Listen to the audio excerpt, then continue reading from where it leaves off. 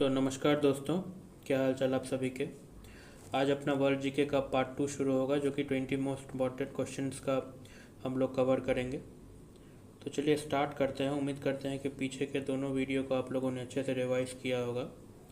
और आज हम लोग कोशिश करेंगे कि जितना भी इम्पोर्टेंट क्वेश्चन है, लोकप्रियता से लेके या फिर जैसे कौन सा ट्रस्ट कहाँ पे बना हुआ था, या किसने कौन सी किताब लिखी हुई है, या किससे रिलेटेड कौन सा प्लेस है, इन सबको डिस्कस करें।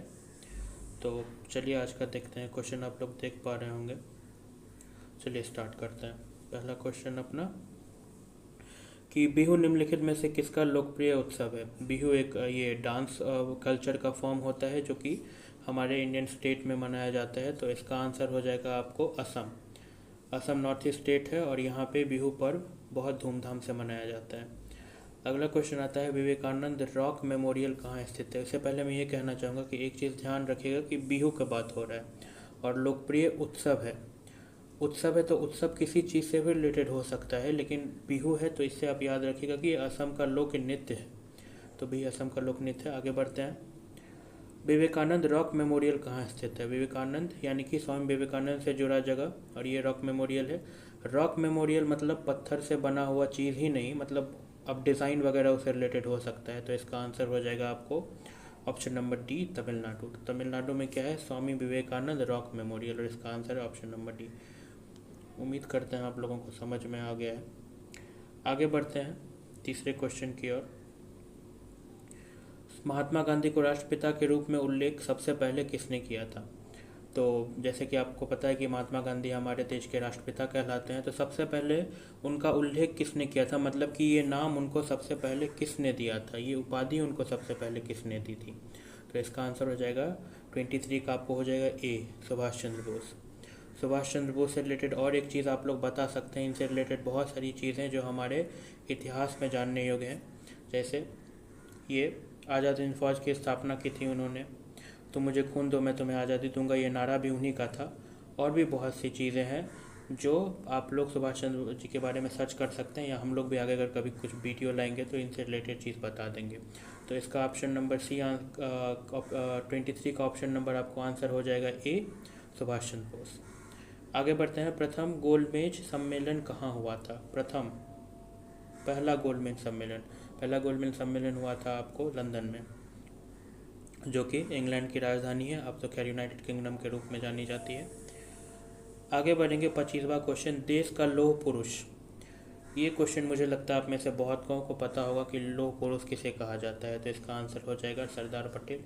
इनकी एक स्टैचू भी बनी हुई है, बताएंगे। ये क्वेश्चन आपके लिए रहा कि इनके स्टैचू कहाँ पे बनी हुई है और वो कितनी फीट लंबी है, ये आपको बताना है। हिंट दे देता हूँ मैं कि सरदार पटेल के स्टैचू का अनावरण जो हुआ था वो भारत के प्रधानमंत्री नरेंद्र मोदी द्वारा किया गया था, और हाल फिलहाल में ही ये बन के तैयार हुआ था कुछ साल पहले। तो आपको बताना है कि इनके स्टैचू कहाँ पे है और किसने इसे बनवाया था। चलिए आगे बढ़ते हैं। अगला क्वेश्चन देखेंगे हम लोग, क्वेश्चन नंबर 26। क्वेश्चन नंबर 26 कहलाता है कि महात्मा गांधी को अदनंगा फ़कीर किसने कहा था। अदनंगा फ़कीर का उनको ये उन्हें कह के पुकारा गया था, और ये उनको किसने कहा था। तो ऑप्शन आपके पास 4 ऑप्शन दिख रहे हैं, ऑप्शन नंबर ए, बी, सी और डी। और अदनंगा फ़कीर से यहाँ पे मतलब है कि वेस्टन चर्चिल, जो कि उस समय इंग्लैंड के प्रधानमंत्री थे, उन्होंने महात्मा गांधी को अदनंगा फ़कीर कह दिया था। इस कारण से क्योंकि वो महात्मा गांधी को पसंद नहीं करते थे, और जो भी उनके द्वारा किए गए कार्य थे उन्हें लगता था कि गांधी जी उनके अगेंस्ट हैं, या फिर अंग्रेज़ों को लेकर बहुत सख्त नज़रिया रखते हैं। इस कारण से वेस्टन चर्चिल, यहाँ पे चर्चिल दिया हुआ है लेकिन उनका पूरा नाम वेस्टन चर्चिल है, उन्हें अदनंगा फ़कीर कह के पुकारा था। इस चीज़ को ध्यान में रखेंगे कि महात्मा गांधी जी को अदनंगा फ़कीर किसने कहा था। फिर से मैं हाईलाइट कर दे रहा हूँ इस चीज़ को। तो आगे बढ़ते हैं। अगला क्वेश्चन देखते हैं। महात्मा गांधी निम्नलिखित में से किन से अधिक प्रभावित है। महात्मा गांधी किन से अधिक प्रभावित से, निम्नलिखित में से। 4 ऑप्शन है आपके पास, Bernard Shaw, Leo Tolstoy, Karl Marx, इनमें से कोई नहीं। तो इसका ऑप्शन हो जाएगा लियो टॉलस्टॉय। लियो टॉलस्टॉय एक फिजिकल थाइपोसिस्ट और एक स्टोरी टेलर थे, और अपने समय के बहुत बड़े दार्शनिक हुआ करते थे वो। तो उनसे महात्मा गांधी बहुत ज़्यादा प्रभावित थे, क्योंकि उनसे उन्हें बहुत कुछ सीखने को मिला था, और उनकी अनेक पुस्तक जिसका जिक्र महात्मा गांधी ने भी किया है। अब तो इसका आंसर हो जाएगा option number B, Leo Tolstoy. Question फिर से देख लेंगे, महात्मा गांधी किन से अधिक प्रभावित थे इन चारों में से। आगे बढ़ेंगे हम लोग। आगे बढ़ने से पहले मैं एक चीज़ और बताना चाहूँगा आपको कि जितने भी अपना बैच होता है जिसमें करंट अफेयर्स और जीके जैसे क्वेश्चन रहते हैं, आप कोशिश कीजिए उनको रिवाइज़ करने का, क्योंकि अगर रिवाइज़ नहीं करेंगे तो आगे जो क्लास होते रहेगा पीछे का आप लोग भूलते चले जाएंगे। आगे बढ़ते हैं। महात्मा गांधी का जन्म कहाँ पे हुआ था? तो महात्मा गांधी का जन्म कहाँ पे हुआ था ये तो आप लोगों में से बहुत को ही पता होगा, लगभग सबको ही पता होगा। 1869 में, यानी कि 1869 ईस्वी में उनका जन्म हुआ था, पोरबंदर शहर में, जो कि गुजरात में है। आगे बढ़ेंगे। पंजाब केसरी के नाम से विख्यात थे। पंजाब केसरी किसे कहा जाता था? तो पंजाब केसरी कहा जाता था आपको लाला लाजपत राय को। वो पंजाब के जाने माने नेता थे उस समय के, अपने ज़माने के, जब उन्होंने अंग्रेज के खिलाफ विद्रोह शुरू किया था। पंजाब केसरी, इस चीज़ को ध्यान में रखिएगा। लाला लाजपत राय, इनको पंजाब केसरी के नाम से जाना जाता है। आगे बढ़ेंगे हम लोग और अपना 30वां क्वेश्चन देखेंगे। ये क्वेश्चन है कि निम्नलिखित में से कौन सी गंगा की सहायक नदी नहीं है? कौन सी गंगा की सहायक नदी नहीं है? सहायक नदी नहीं है, ये नहीं कि है जो सहायक नदी है उसमें टिक मार के आ गए। तो इसका आंसर हो जाएगा ऑप्शन नंबर ए, सुवर्ण रेखा। क्योंकि देखिए, सोन नदी है, गंडक नदी है और कोसी, ये तीनों नदी है, इसके बारे में तो आपको पता है। लेकिन स्वर्ण रेखा कोई नदी है नहीं, नाम से भी आपको पता चलता है कि स्वर्ण रेखा नाम की कोई नदी नहीं है, और इस कारण से गंगा की सहायक नदी नहीं हो सकती है। कुछ क्वेश्चन ऐसे होते हैं जो आपको जान के एग्जामिनर दे देगा और ऑप्शन ऐसा उल्टा पुल्टा देगा कि आप देख के ही उसका आंसर टिक मार सकते हैं। तो 30 का हो जाएगा ऑप्शन नंबर ए, स्वर्ण रेखा। आगे बढ़ेंगे। किस राज्य की सीमा चीन से जुड़ी हुई है?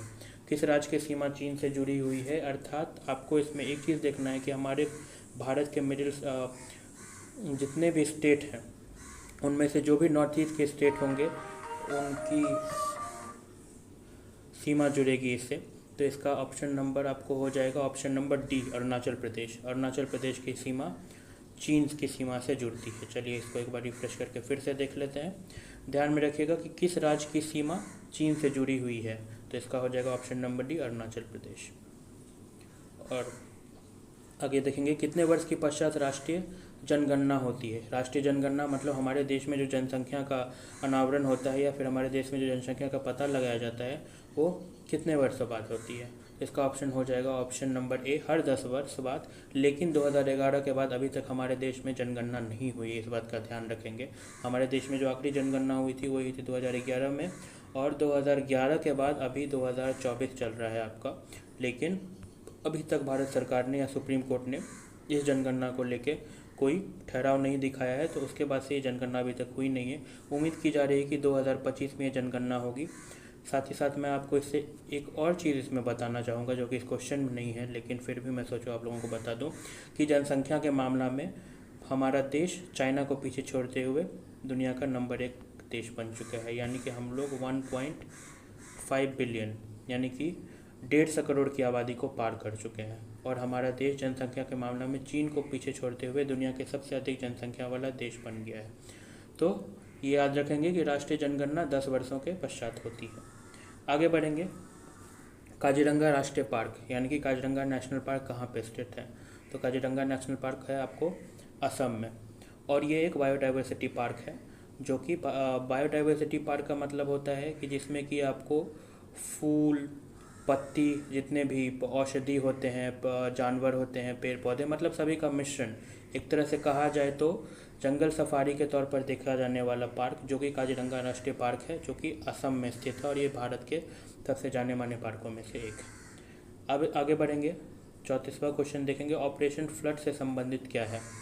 ऑपरेशन फ्लड, तो ऑपरेशन फ्लड से संबंधित है आपको ऑप्शन नंबर डी, डेयरी विकास। अब इसमें से हमारे बहुत सारे ऐसे योद्धा होंगे जो फ्लड मतलब बाढ़ समझ के बाढ़ नियंत्रण पे टिक मार के आ जाएंगे, तो ऐसा काम नहीं कीजिएगा, अच्छे से क्वेश्चन पढ़ के जाइएगा। ऑपरेशन फ्लड डेयरी विकास से संबंधित है। डेयरी का विकास का मतलब होता है कि मिल्क प्रोडक्ट, दूध वगैरह से रिलेटेड, ये नहीं कि तरतरा के बाढ़ में आके मार के आ गए, यहाँ गलत क्वेश्चन होने के बाद कपार पीटने लगे। आगे बढ़ेंगे, इसका ऑप्शन आप लोगों का आंसर पता चल गया, ऑप्शन नंबर डी, डेयरी विकास। आगे बढ़ेंगे, धान की खेती के लिए उत्तम मिट्टी कौन सी है? धान कि खेती के लिए सबसे उत्तम मिट्टी कौन सी है? सख्त मिट्टी, काली मिट्टी, दोमट मिट्टी या लाल मिट्टी? इन चारों में से क्वेश्चन नंबर 35वां का आंसर क्या हो जाएगा?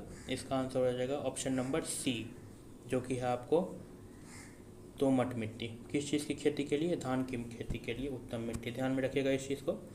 आगे बढ़ेंगे। कौन से भारतीय शहर हेवी इलेक्ट्रिकल से संबंधित है? हेवी इलेक्ट्रिक्स से संबंधित भारत का कौन सा शहर है? छत्तीस। और इसका आंसर हो जाएगा option number C, Bhopal. Bhopal यानी कि मध्य प्रदेश। मध्य प्रदेश स्टेट की राजधानी भोपाल, और ये हेवी इलेक्ट्रिक से संबंधित है। आगे बढ़ेंगे। उम्मीद करता हूँ आप लोगों को समझ में आ रहा हो। अगर आपकी कुछ दिक्कतें हो या फिर अगर उसमें भी आप कुछ बताना चाहें या पूछना चाहें तो कमेंट में हमें बता सकते हैं। हम जल्द से जल्द कोशिश करेंगे उसका आंसर देने का। क्वेश्चन नंबर 37वां पे आते हैं। भारत में हरित क्रांति का श्रेय जिस सुविख्यात कृषि उद्योग को जाता है उसका नाम है हरित क्रांति। और इसका श्रेय किसे जाता है उसका नाम आपको बताना है। तो हरित क्रांति से रिलेटेड थे हमारे वर्गीस कुरियन, डॉक्टर वर्गीस कुरियन, जो कि अब इस दुनिया में नहीं रहे। हाल फिलहाल में ही उनका निधन हो गया था, शायद 2023 में, अगर मोटा मोटी मुझे याद है तो। महीना तो नहीं बता सकूंगा, लेकिन साल 2023 के आसपास उनका निधन हुआ था। इस चीज़ को ध्यान में रखिएगा, करंट अफेयर्स में कभी कभी ये सब चीज़ पूछ देता है। तो इसका आंसर हो जाएगा option number C, doctor Verghese Kurien. आगे बढ़ेंगे। राणा प्रताप सागर संबंधित है किस चीज़ से? सौर ऊर्जा से, सिंचाई से, नवीकरण ऊर्जा से या जल विद्युत से? तो इसका आंसर हो जाएगा डी, जल विद्युत से। ये प्रोजेक्ट थी भारत सरकार की जो कि उन्होंने चलाया था जल विद्युत से बिजली आपूर्ति के लिए। तो ऑप्शन नंबर 38 का ऑप्शन नंबर डी आंसर हो जाएगा। राणा प्रताप सागर संबंधित किससे है? पृथ्वी और सूर्य के बीच अधिकतम दूरी किस तिथि को होती है? यानी कि सबसे ज़्यादा दूरी पृथ्वी और सूर्य के बीच किस दिन रहता है? तो इसका ऑप्शन हो जाएगा आपको 4 जुलाई। 4 जुलाई को पृथ्वी, जैसे मान लीजिए ये अपनी पृथ्वी है और ये अपनी सूर्य है, ये सौरमंडल, तो 4 जुलाई को इनके बीच सबसे ज़्यादा दूरी होती है। और उस दिन आपको पता चला कि उष्ण द्रव्यता उस दिन बहुत ज़्यादा होती है पृथ्वी पे। तो इस चीज़ को ध्यान में रखेंगे कि इसका ऑप्शन हो जाएगा ऑप्शन नंबर सी, 4 जुलाई को। क्या हो जाएगा 4 जुलाई को? पृथ्वी और सूर्य के बीच अधिकतम दूरी। इस चीज़ को ध्यान रखेंगे, अधिकतम दूरी पृथ्वी और सूर्य के बीच। चलिए आगे बढ़ते हैं। उम्मीद करता हूँ ये इसके बाद 1-2 क्वेश्चन रहे होंगे आपने। भारत के राज्य चिन्ह में प्रयुक्त होने वाले शब्द सत्यमेव जयते को किस उपनिषद से लिया गया है? तो इसका आंसर आपको बताना है कि इसका आंसर क्या हो जाएगा। सत्यमेव जयते किस उपनिषद से लिया गया है? तो इसका आपको आंसर हो जाएगा ऑप्शन नंबर बी, यानी कि मुंडक उपनिषद से। ईश उपनिषद नहीं होगा, कंठ उपनिषद नहीं होगा, इनमें से कोई एलिमिनेट वाला आंसर है नहीं। तो ऑप्शन नंबर बी हो जाएगा इसका आंसर। तो इस चीज़ को ध्यान में रखेंगे। और क्या कह रहा है कि सत्यमेव जयते, यानी सत्यमेव जयते का नारा हम लोगों ने किस जगह से लिया है? तो ये लिया है हम लोगों ने ऑप्शन नंबर बी से, यानी कि मुंडक उपनिषद से। चलिए, तो अपना ये सारा क्वेश्चन रहा। अच्छा, 1-2 चीज़ और मैं बताना चाहूँगा कि करंट अफेयर से रिलेटेड जितने भी हमारे क्वेश्चन हैं, चाहे वो वर्ल्ड जीके हो, चाहे वर्ल्ड हिस्ट्री हो, वर्ल्ड ज्योग्राफी हो, हम लोग कोशिश करते हैं धीरे धीरे करके हर एक चीज़ को लाने का। फिलहाल ये अपना वर्ल्ड जीके का पार्ट 1 था। आगे अपना पार्ट 2 आएगा। पार्ट 2 के लिए अपडेट लेने के लिए बने रहे, लाइक कर दीजिएगा। कमेंट में अगर आपकी कुछ सवाल हो या फिर अगर आपको कुछ सुझाव देना हो तो वो कर लीजिएगा। अपने मित्रों के और संबंधियों के साथ शेयर कर दीजिएगा जो परीक्षा की तैयारी कर रहे हैं, और सब्सक्राइब करना नहीं भूलिएगा ताकि इम्पॉर्टेंट अपडेट आपके लिए आते रहें। चलिए, तो आज का इस बैच को समाप्त किया जाए, और आगे किस टॉपिक पे लाना है वो आप लोग अगर बता सकते हैं तो बता दीजिएगा। नहीं तो मैं ये कहना चाहूँगा कि अपना पार्ट 2 आएगा आगे इसका, और आगे देखते हैं फिर और क्या हो सकता है इसमें। और सही समय समय पे हम लोग जो भी एग्ज़ाम के मद्देनज़र जो भी ज़रूरी चीज़ें होगी उसको इसमें ऐड करने का कोशिश किया जाएगा। चलिए, बहुत बहुत धन्यवाद आप सभी का।